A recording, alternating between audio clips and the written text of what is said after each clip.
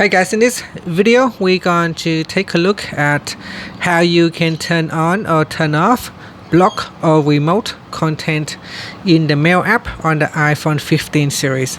First, let's go back to the home screen by swiping up at the bottom of the screen. Then from the home screen, tap on Settings. Next, in the Settings app, we scroll down, then tap on Mail.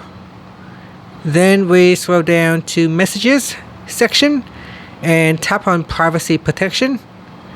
Next, from here, tap on Block or Remote Content.